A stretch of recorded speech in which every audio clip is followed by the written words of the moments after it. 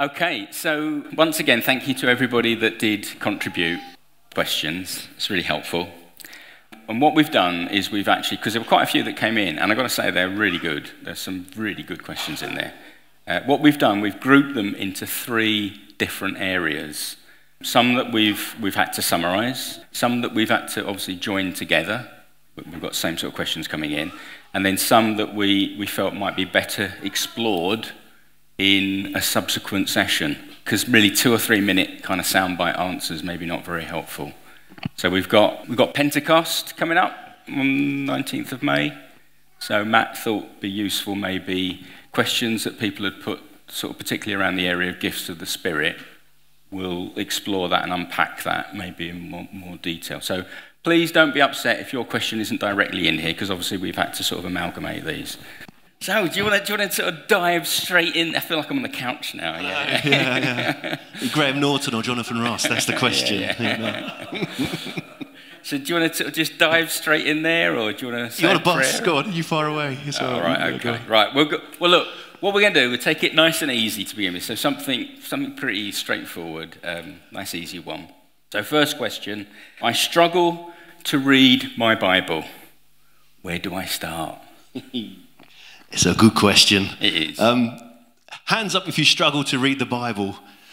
Yeah, I think I'm with you on that. And those who haven't put their hands up, I'm in awe of you, to be honest, because it is a struggle sometimes. And I think there's good reason for that, because I guess we could call the Bible 3 things. I mean, it's lots of things, but it's definitely ancient. I mean, it's an old book, probably put together between, about 1900 and maybe up to 3,000 or so years ago. So it's an ancient book, which is kind of surprising that it's actually as readable as it is, given the age of it and so on. So it's ancient. I think it's also ambiguous as well, in that it's not the simplest book to get your head around, because it seems at times to be quite conflicting on some of the things that it says. They don't always seem to be agreeing, certainly things from the Old Testament into the New Testament and so on. So there's a real sense of ambiguity in there as well, often, I think. And it's also a diverse book. There's all sorts of styles of writing that are in it, from poetry and history to biography to wisdom stuff to legalese. You know, there's loads and loads of stuff in it. So it's a very diverse book. And the word Bible means library. So it's not surprising it's got that diversity in it as well. So I'm not surprised the question person and each of us, I suppose, struggle with it sometimes. The best place, though, I would suggest to start to try and get our heads around it, and this will probably come up quite a lot in some of the questions, is with Jesus. Jesus is the starting point, I would suggest, of any kind of understanding of God and of the Bible. So I would always start with one of the Gospels. There's 4 Gospels, Matthew, Mark, Luke, and John. They've each got different kind of emphasis. So my favourite Gospel is Luke. I reckon that's got the most in it for me, in my kind of appreciation of Jesus. It's got lots of healings, lots of miracles. It's got the birth stories. It goes right through Jesus' life in that sense, in terms of lots of teaching as well. So I would recommend, if you want to start anywhere, start with Luke, and then that flows on to Acts, because it's written by the same fella. So Acts is the story of the early church and how these early Christians put their faith into Jesus in practice. So Luke and Acts, and then that'll be doing, I imagine, for a few months if you take your time on it, and then you can go where you want with that. But Luke and Acts would be my starting point, I think. Brilliant, yeah. Couldn't agree more. And I think, I remember when I was sort of getting into particularly, well, not all of the Bible, but particularly the New Testament, is using an audio Bible. Because I'm an auditory kind of learner as well. So listening rather than just having to read. And of course now you've got Lumo and different other... Yeah, so the videos we use each week, you can get them all on YouTube. Lumo, just search for that, Lumo. And they've got all the Gospels in there as well. The same company have put together a film called The Covenant as well. So you can look for that. And that's a story from Genesis right through to arriving in a promised land under Aaron and stuff. So they've got a new one out. And they're also, I think, going to do a series on the book of Acts as well, coming out soon. So, yeah, if you want those Lumo videos of Jesus, it's an easier way, perhaps, than reading. Yeah. Audiobooks as well. Yeah. Spotify, I've got loads of those on audiobooks. So, yeah. I think I'd probably give Leviticus and Numbers a bit of a wide berth. Maybe leave those for a while. Yeah. They're definitely a bit harder to get into. Not the easiest ones to start with. And for me, it'd be Mark. probably, because it's clippy, isn't it? It moves It is along at a very pace. immediate, Mark. You can really read Mark in probably one sitting. Yeah, it's the shortest. It's very story-driven. Great. Cool. Okay, ready for number 2? Oh, I thought that was it. Okay, all right. So this is quite a thought-provoking question, I think. Okay, so here goes. Should we continue to read the Bible if it hampers or puts in jeopardy our relationship with God? Okay.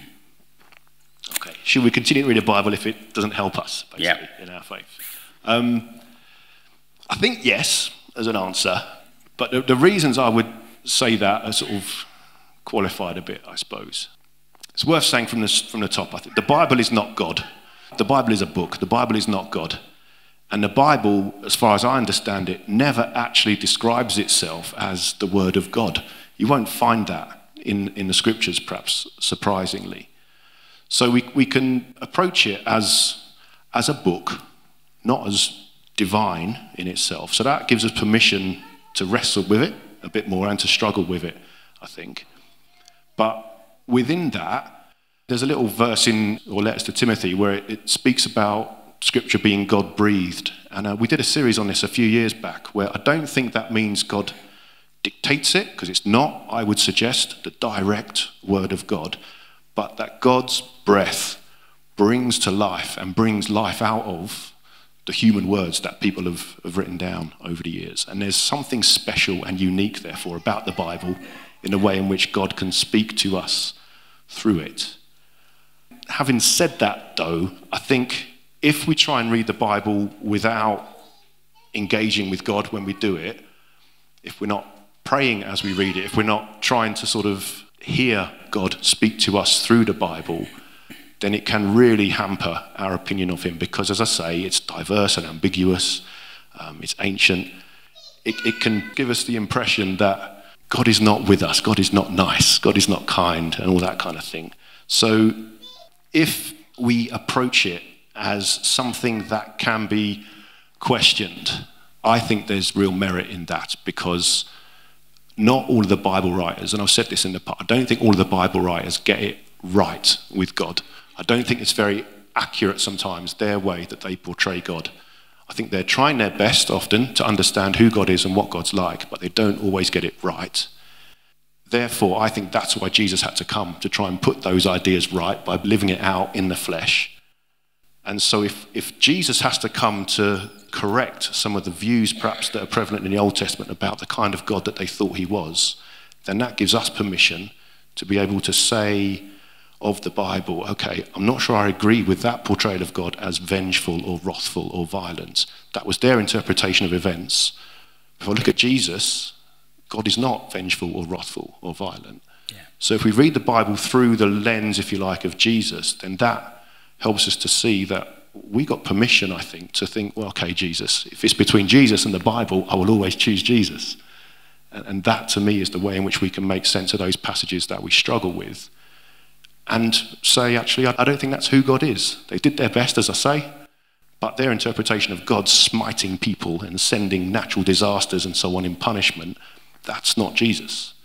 So that would be how I read the Bible. And then it suddenly becomes a much more interesting book, because you then start thinking, well, why were they thinking that at the time? What was the background and the history and the culture that made them think that God was violent?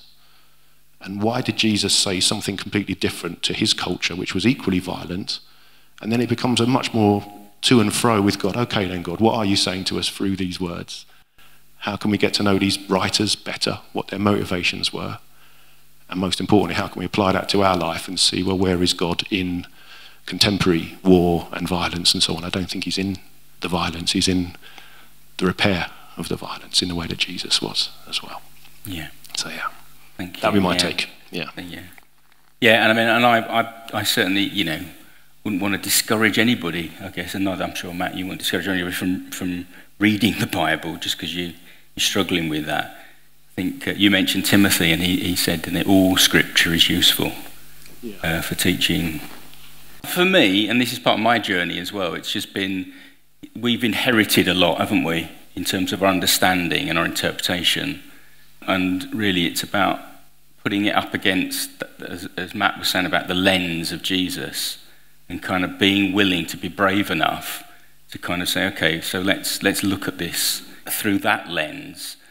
And then that means you have to ask some really tough questions. And you have to really be willing to kind of go there, to look at those and to think, okay, so what was really being said?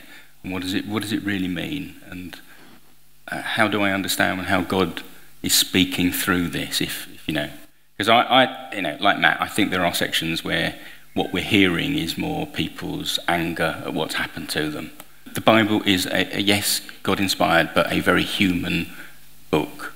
Okay, just read Psalms if you want to know about that. You know, it's about everything being sort of thrown out there. Yeah. I think that means we have to be courageous to ask some tough questions. Yeah, but there's permission. Yeah, there is permission to do that. Yeah. I think. I mean, Jesus did that all the time. When it's like, you've heard it said this, but I say to you. Yeah. You've heard it said in the Old Testament, take an eye for an eye. He says, no, that was a wrong understanding. This is how you do it. Love your neighbour. You know, pray for those who persecute you. Don't take revenge. So Jesus reinterprets the Bible all the time. That gives us permission, I think, to do the same. So. Yeah. Good. Right, here we go. These are all sort of around the Bible, so this one leads in quite nicely. So I sometimes wonder that the books I read about the Bible and about faith just make me feel comfortable with a version of God that suits me to believe in. It can all get too cozy. Can we cherry pick when it comes to God? Again, I think yes, we can. We can cherry pick. We can choose to listen to that sort of echo chamber of things that we already agree with to confirm our own ideas and bias and so on. But if the books that we're reading about God and the way in which we read the Bible makes us feel better towards God, I think that's part of what the good news is. It's meant to be good news, this whole thing. Jesus came to proclaim the good news of God and the kingdom. So if in the books we're reading and the approach to faith that is resonating with us, if that warms our heart, if that makes us feel invigorated and inspired when we're engaging in that way, then I think that's usually God reminding us that it is good news. There is a positive in that. I'm reminded of the couple of people who walked with Jesus on the road to Emmaus. And when Jesus unpacked all the scriptures, they're described as saying, weren't our hearts warmed within us when he was explaining it all? And if other literature, other readers, other writers and stuff who we engage with, if our hearts are warmed and we're inspired by that, I don't think it's cherry picking. I think it's resonating with what's meant to be good news. And if all that we're reading and watching and listening to, if the fruit of that is that we're kinder people, or we're more loving people, or we've got a better understanding of God being generous to all people, then that's not cherry picking. That's the way it should be. And cherries are good as well. You know, cherries are meant to be, they're the best bit of the cake often. So I don't think it's a problem to cherry pick in that way if it's positive and good and fruitful. I know the person who put the question in, I've talked to them in the past about their background and the things that they might have left behind in their ideas about God. And I think a lot of it is we already know perhaps the picture of God that we might have been given that doesn't seem that loving. And so if we're reading books that emphasize God's love and kindness and generosity and welcome, then perhaps that's the correction for those previous ideas that is needed. That's good news to me. Yeah, I think it's a really good point, actually. It's a really good question. Because I think we need to be mindful of that bias. And actually we'll look at, there's some more questions which kind of like dig into that a little bit more actually a bit later on. All I'll say is personally, I've got a lot of books. I have got a lot of books. Lisa will tell you I've got a lot of books. I've run out of books, and I've got a lot of bookshelves as well. So over the years, I've bought all sorts of things, okay? And there are favourites, obviously. But I've got Tozer, okay, on my shelf, and I haven't read it recently, but I've looked at that. I've got quite a lot of stuff with it by N.T. Wright and Tom Wright, who's more to a trad evangelical. C.S. Lewis, Henry Newman, and I've tried to be eclectic in that. There are places I go, and I've shared it before, and one of the authors who's a speaker and writer is Brian McLaren. I have a lot of empathy with what he has to say. and more recently Richard Rohr. So I've tried to sort of go to different places, because I think that is, and people like Pete Rollins, who's like well out there in terms of some of his ideas. Yeah, and we've got the benefit of the internet, so we can often hear interviews with writers. If you're interested in someone's book, then dig out an interview with them, because if their character is something that you think, actually, you come across as a good person, I'm more likely to want to read their books. If they come across as a bit snarky, I probably will leave them a bit. It's the reflection of their character in what they write. Yeah, really good point. Okay, so we'll finish this little section of questions on this last one, which is this is a really good one, actually. So, with so many issues that we will never agree on, how do we disagree well? I think you've got to start from a position of humility, that I certainly don't, Ian doesn't, none of us know all the answers, far from it. So you start with a position of wanting to be open to being corrected or learning, being interested in other people's opinions as to why they think that, what's the background to why they might hold an opinion quite strongly in compared to something that you might hold. Generally being open-minded, that God can speak to us through everyone. And who's to say that God might not speak to me or to you through someone who we might vehemently disagree on some topic, but on other stuff they get it spot on. So I wouldn't want to dismiss anyone as being a conduit for what God might want to be saying to me. I think in all of this, empathy is probably key in terms of trying to identify with what is it about that particular opinion or argument that is important for that person. And if you unpack the reasons behind that, and not going amateur sort of psychology and stuff, but trying to understand what is it that matters to you about that. Often that's quite revealing. And that can tell us why someone might dig their heels in, because if you rock that opinion, then perhaps other opinions, like a house of cards, might fall down that they hold, and that can be quite tricky for people. So it's understanding the weight that people might put on opinions. And I think as well, it's choosing your battles. So if I'm honest, I love the worship music that we have here. The folks who play in the band are both incredibly talented, but people of immense character and faith as well, which is great. Some of the songs we sing, I don't agree with the words. As you'd expect in a group this size, not everyone is going to agree with all the words that a particular songwriter has put together. So I either sing them because it would be rude not to, or I kind of have a pray at that point and say, really? I'm not sure that I'd put it like that. God, where are you in that one? But I don't, as vicar, I don't veto those songs, because for other people, they might be the very thing they need to connect with God this week. So you choose your battles. Whereas with teaching stuff from the Bible, I'm quite keen that we do wrestle with this idea that the Bible can be pulled apart a bit because it's not God. So you could say worship songs are equally, could be pulled apart in their lyrics, but that for me is not a battle that I want to fight at the moment, and it's not one that I feel would be that fruitful for us as a church. And again, underpinned by humility, like, what do I know compared to someone else? If God's speaking to that, through that, brilliant to them. So humility, empathy, open-minded, listening, all that stuff. Yeah. And I'd say snap on, it has to start with humility, doesn't it? None of us have got a monopoly on the truth. And I think it's 1 Corinthians 13, it says, for now we only see a dim reflection as in a mirror, so, you come into this willing to listen. And ask, why do you think that? Not just like straight back with a, I don't agree. It's like, tell me more. Where's that opinion come from? You were talking about a trampoline the other day to me. Yeah. It's the idea of, if we see our faith more as like a trampoline rather than a brick wall, actually. Because if you take a few bricks out, things can fall down quite quickly. In a trampoline, you can take out a few of the springs, and it's still a trampoline. And the springs can be, some of the stuff that we've, sometimes some of the sacred cows, some maybe doctrinal stuff that we're not too sure about, but we can disagree on those things. Clearly there are things. So for me, I'll tell you, resurrection is a non-negotiable. Right? That's one of the core things at the heart of my faith. And I think you're probably... Yeah, absolutely. Without it, take the resurrection away. I'll take it. We're kind of dead, really, you sort of lose it, don't you, really? Yeah. But then there's other stuff which those springs can, and we can have different... You see, I actually think that it's important that we have the courage to say things and the permission to know that we can say things. Yeah. It's like, well, I'm not where you are at, but do it in a graceful way.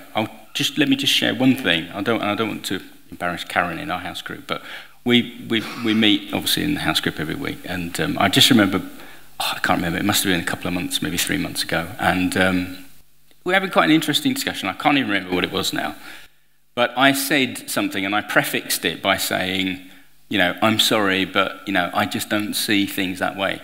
And sorry, Karen, if you listen to this afterwards, but Karen so graciously said to me, Ian, you don't need to apologise. That's okay. That has stuck with me, because it's like, thank you for that. That's an affirmation. We might not agree, but we can still do this stuff gracefully to one another and in love. And I think that's it for me. That's it about disagreeing well. Yeah, and you're free to leave. You haven't got to come here. There's been people who have left in recent months a lot because they don't agree with some of my views that I would say from the front, and that's okay. They find somewhere else that they want to be part of a church, and they go with my good wishes and my blessing in that. But they have come and spoken to me and said, look, we're struggling with this. We may think we might be better off elsewhere. It's like, great, good for you. Equally, we've got new people coming in because they've left other churches, and I wouldn't cuss the other churches, but there's I'd hope there's that to and fro here, that you can ask questions and wrestle together. That's part of the grace, hopefully, that's here. Okay. So we've got a second group of questions now, which are sort of more on, I suppose, church life. So here's a nice easy one. What's the point of coming to church? Something to do with it, Well, what are you going to do on Sunday? My answer with this would have changed over years. I guess when I was sort of late teens, early 20s, the reason I went to church was to meet girls, really. That was the main thing. That has changed, by the way, now.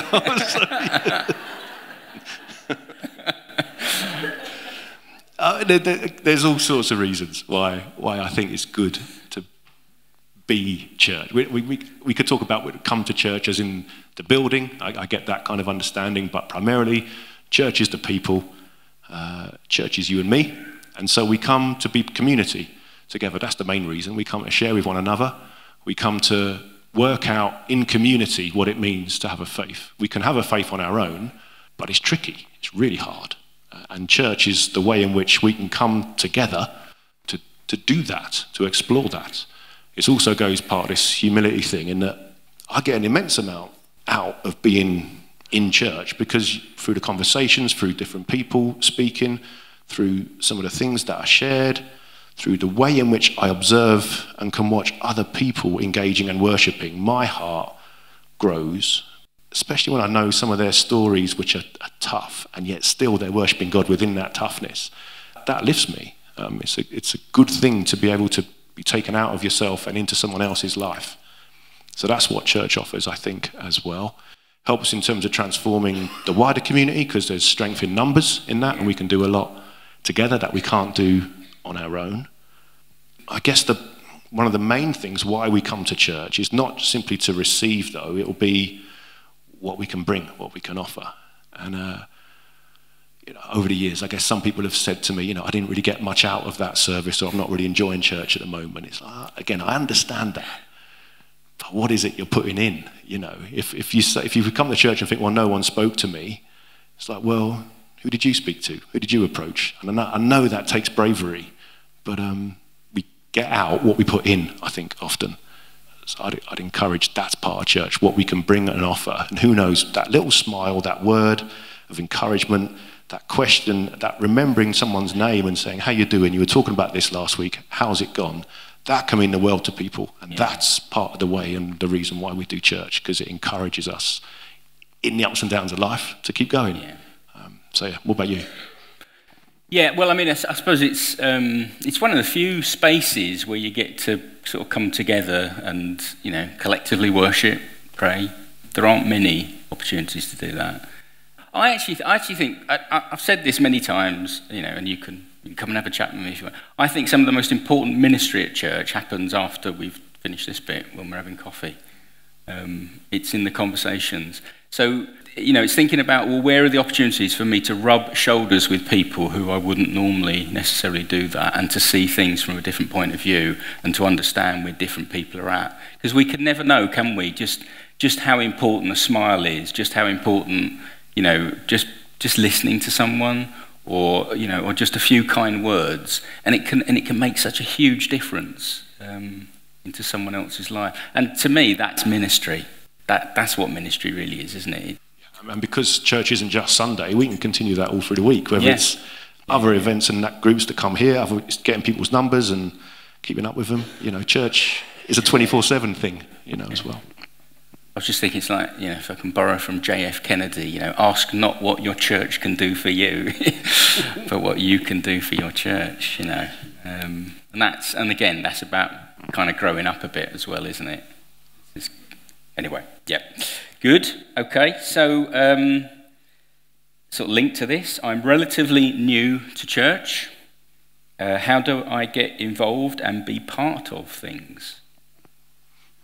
Yeah, it's a good question. It's a simple answer, I think, for this one. It's get stuck in.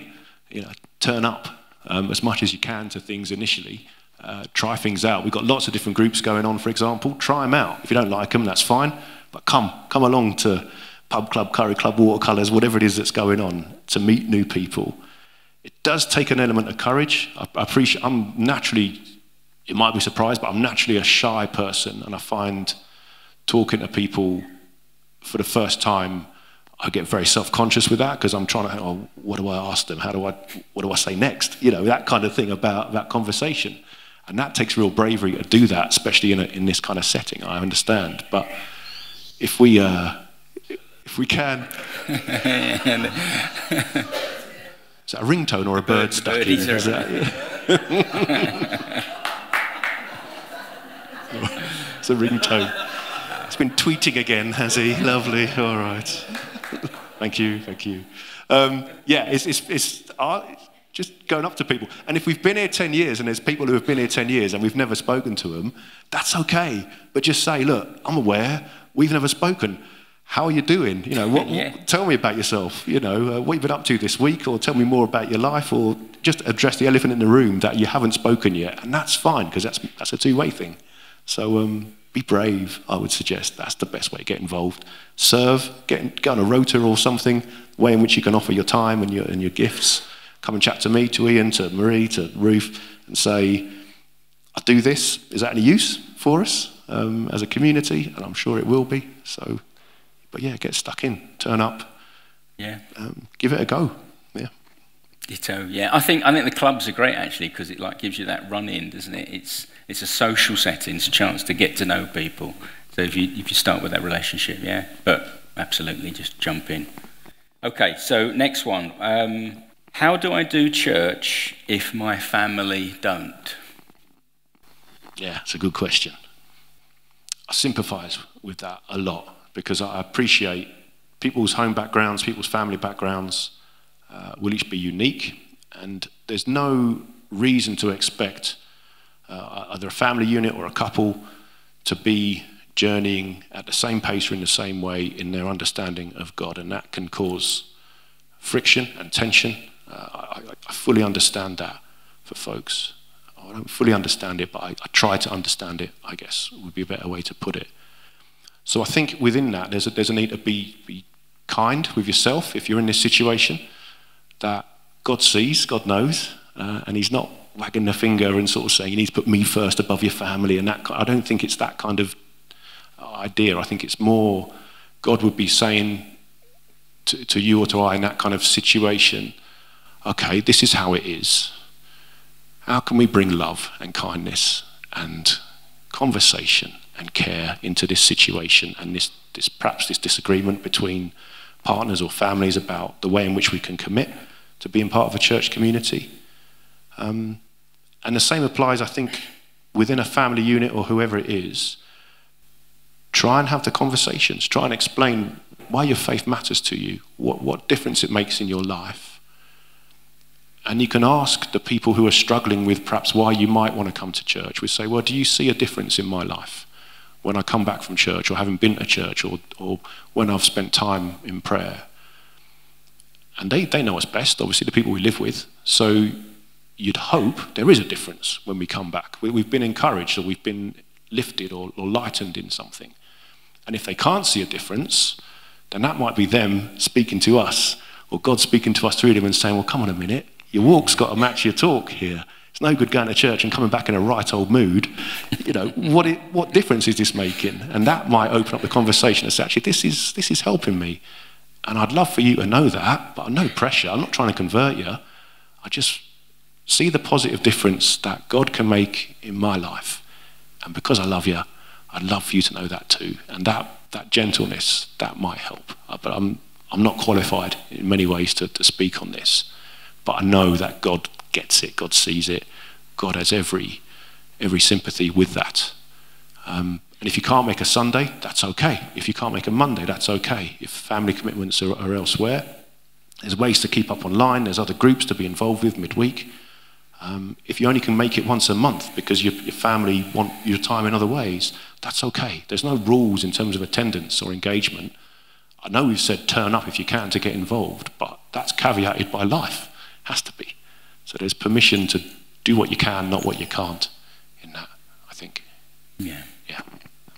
It's not quite the same, but I was just thinking, like when I first joined St John's, it was the sort of back end of the 80s, and there was a thing, I don't think it's a thing now, but it was a thing then, you know, this idea of don't be yoked with an unbeliever in terms of relationships and things. And I met Lisa 89, 90, so it wasn't like long after I got here, and so I just brought her to the church. But, you know, for me, it was just about, just like, this is my life, you know, and, you know, this is who I am. Yeah.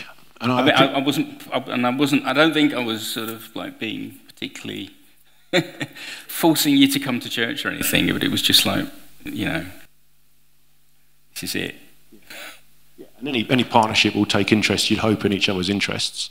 And if this faith stuff is a big interest of yours, then you'd hope that would be shared if you're taking an interest in things that are important to them as well.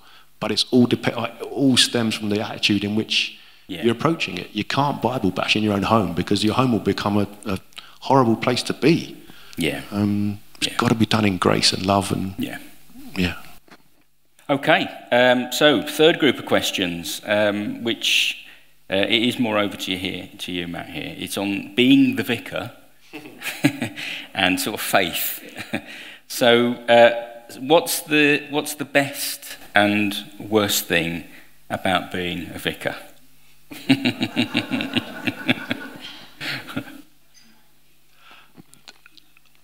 This is the best thing. The privilege of being involved in people's lives, and it is a privilege of being people sharing stuff with you that you know is at the core of their experience, their being, their anxieties, their hopes, their dreams. Being involved at significant life stages for people, whether it's birth or death or marriage or baptism. There's a huge privilege that comes with that, and that's the bit I enjoy most. It's a people-based job, and although I'm shy and I'm an introvert, I do my best to love people, and that's the best thing for me, sharing life with people. Yeah. Conversely, that's also the toughest thing, I think, because where do you stop with that? Where's the boundaries between what is a job of which I'm meant to do 6 days a week and 48 hours minimum a week in that. That's what I'm sort of contracted to do, often turns in more than that. So how do you stop engaging with people in order to boundary your work time? And that's what I struggle with. That's the worst bit for me, trying to work it out. So this week, we had Kay's funeral on Thursday, and I was hoping to get some time off after Easter this just past week, but having prayed with Kay at the hospice a couple of weeks ago, she asked me to do the funeral, which again is a privilege, and it's a privilege to be involved in that kind of life situation. Just because I've booked some time off, I'm not going to turn down, if I'm able to do it, the funeral of someone who's asked me to, and who I want to, because she was a top person, Kay. So I can't boundary in that sense, I suppose. How can I turn someone down in that? But then the repercussions are, don't quite get the time off or the recovery time that you might have wanted. So I haven't worked that out, really, how to, in a people-based job, when does that stop? I guess for me, I have to get away. I have to retreat, be out of the area, turn my phone off, that kind of thing. The other side of this is that when I was trained to be a vicar, I had 2 years at Bible college, a theological college, down in Bristol. And the way that they wanted me to be a vicar was to be anonymous, basically. So they encourage you to wear the robes because that is impersonal and every vicar looks the same. They encourage you to talk in a way which is a kind of public speaking way, not with your own accent or with your own vocabulary in some ways. So you're trained to read the Bible in that monotone kind of vicar voice. Do you know what I mean? That kind of, you know, for God so loved the world that he gave his only son, that whoever believes in him shall not perish. I can do it if I have to, do you know what I mean? But it's just rubbish. It's rubbish. And so all of that training was to take out the personality and the character. And we were told, even this was like, 13, 14 years ago, we were told at college, don't make friends with people in your parish. Don't have friends. Because otherwise, the boundaries between work and your life, they're blurry. And when you have a day off, be uncontactable. No one can contact you. You've got to guard that day off, they say. And someone dies, or someone needs you, or you bump into someone in the pub and they want to talk about church. Sorry, it's my day off. I just want to drink and watch the football. Can't do it, you know. So it's my own making, because I reject that model of being a vicar entirely. It's got to be, you know, God made me to be me. And you'd smell a rat a mile off if I'm not authentic, or if I put on a different voice or dress a different way. It wouldn't work. But the cost of that is that I'm Matt, not the vicar, I suppose. And I don't stop. Do you know what I mean? So it's not, I can't just put the role down, because I put me down as well. And I'll tackle that when I retire. You know, I'll become a new person when I retire, I imagine. But yeah, for now, that's the worst bit. Just not overdoing it. But the best bit is the people and the difference that I see God making in their lives. Yeah. Yeah, thanks for that. Yeah. And we're so glad, aren't we, that he just ignored them. You know, I mean, yeah. Awful. Okay, this is a good one as well. I wondered if you have ever had any doubts about there being a God. And if so, how did you work it out? Yes. Yeah, I've doubted that God's real. Often in a kind of questioning kind of way. It's like, I'm doing all this, or I think I believe all this. What if I'm wrong? What if there is nothing? What if this is it? How would I live my life differently if that was the case? So I have those kind of existential questions, I suppose. They come in to my mind occasionally. But I don't think they stay for long with me, because Jesus is the one who confounds all that for me, because I believe Jesus is real. I believe Jesus was real. I believe the accounts we have of his life are pretty accurate in terms of the kind of person he was. I believe that he thought he was God. So if Jesus thinks he's God, and Jesus did all these amazing things and came back to life, then that needs to be taken into consideration in terms of if there's a God. Because if Jesus is wrong or deluded or mad or whatever, then the whole thing collapses.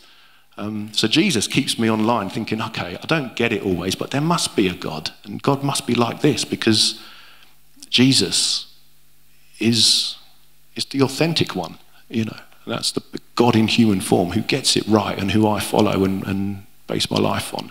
I look at creation. I've been reading a lot about the size of the universe at the moment and all That kind of stuff. That blows my mind, that we in this little dot have got this consciousness with God, unlike anything else it seems in the known universe. There's got to be something in that as well, so that humbles me. But I guess the second part of it is, well, if people struggle to believe in God, I want to ask, what kind of God are you struggling to believe in? So if you think that God is someone who is going to make your life sweetness and light and no problems and never let you get ill and always give you a way through, then I don't believe in that God either. I don't think that God gives us a pain-free or trouble-free life. If we believe in that kind of God, we're heading for trouble, because that just doesn't work, doesn't exist. Not a vending machine God you can put coins in and get a reward out of. But if you believe in a God as I do, and as I think as Jesus shows us, who doesn't deny the ups and downs of life, but says, in the ups and downs, I will be with you in that, then I believe in that God. And then we don't let suffering or pain or troubles question our faith in a God who exists. Rather, we question where God is in it so that we can find him in those troubles, in those ups and downs, because he's definitely there. So that's what I question. Where are you, God? Not in terms of existence, but where can I find you in this mess? Because you're here. Let me delve, because you're present in this. Yeah. Yeah, I couldn't agree more with that. And I think, for me, I think doubt is actually, I know this is going to sound strange, but I think doubt is actually a sort of a healthy part of our growth and change and development. And so it's not something to be kind of feared, or, oh my goodness, I'm not sure if I believe all, the same things I believed before, because I think that's just part of us changing and moving. And if our faith gets rocked because something goes wrong in life, then what's the alternative in that? Yeah. That God has somehow singled us out for protection and blessing in a way that other people aren't protected or blessed. Because what? Because we live a better life, and then there's reward for that in how we're treated. But where's the cutoff in that? If I give loads of money away, am I expecting that to dictate God's goodness to me? If I'm 10p short, does that mean I won't get there? You know what I mean? It all falls apart if we think God's going to respond to our goodness by being good to us. God is good to us by being with us. And the blessings are mysterious within that, but the existence of God and the existence of the goodness of God, I think that's one of those springs, that's one of the fundamentals. Yeah. Okay, we've nearly reached the end, because I'm just conscious of the time. So, last one. How's your faith changed over the years? It's more Jesus-focused, I think, than it has ever been. Jesus, increasingly, the older I get, becomes more and more important to me in terms of how I see God. There's a reason Jesus came, and that's the central point for me. I shared about this in the past, so you can go back and listen to various things. I've become more inclusive, I hope, in the way I do it. As previously growing up in particular, it was a bit more who's in and who's out, and that gave you a sense of identity within being a Christian. But for me, God gets bigger all the time, and his arms are wider all the time, and he surprises me all the time. She surprises me all the time, So it's that kind of, the inclusion has become more important for me. I'm less certain on some things, but I have hopefully a deeper trust in God, that I don't need to always have it right up there to know it in my heart. And I think I'm probably quietening down a little bit. I guess I grew up in the 90s in my faith, and that was all kind of big events and sort of worship stuff and so on, and spiritual gifts and speaking in tongues and all that kind of pizzazz stuff. And that hasn't lasted for me in terms of, that's not how I find I best relate to God. I'm much more better going for a walk and being quiet and reflective. I'm getting old, I suppose, but my faith is aging with me, I suppose. Yeah, that'll do. Yeah, I'm getting old. I know I've taken more of a turn to sort of the contemplative. It's been the last 5 or 6 years really. So, but yes, Yeah, things do change, and change is a good thing. Yeah, and kindness is key. I know all these be kind t-shirts, hashtag be kind and stuff. It's become throwaway in some ways, but it's central. And I realised the other day, if you go through the fruit of the Spirit, you've got love, joy, peace, patience, kindness, goodness, faithfulness, gentleness, self-control, whatever it is. Kindness is number 5 of 9. You've got 4 before it, 4 after it. Kindness is the pivot, if you like, for the fruit of the Spirit. Love comes first, yeah, but kindness is the one in which holds everything else together. And if you're not kind, I struggle to see how Jesus is at work. Kindness, beyond doctrine, beyond being right, being kind is key. It's not easy, but that's my aim, I suppose. Yeah. Brilliant. Right. So thanks ever so much, Matt, because I know that, being that vulnerable and just sharing this stuff, it's not easy. And